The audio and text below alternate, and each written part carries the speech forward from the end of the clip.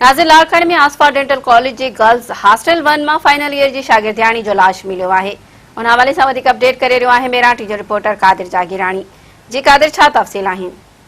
जी, लाड़काणे में ॾुखारो वाक़ियो पेश आयो है। बीबी आसफा डेंटल कॉलेज जी आख़िरी साल जी शागिर्दियाणी है डॉक्टर निमरता कुमारी।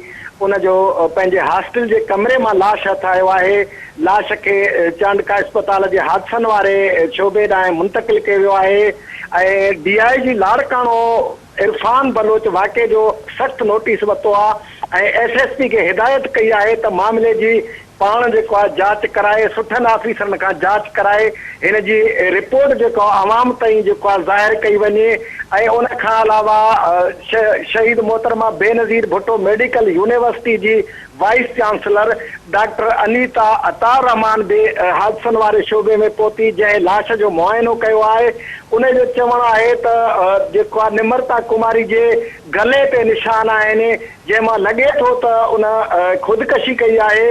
असां बि उन जी जांच कयूं था ऐं उन खां वधीक पुलिस बि जांच करे थी ऐं इहा रिपोर्ट आवाम ताईं ॾींदासीं। जी कादिर, महिरबानी।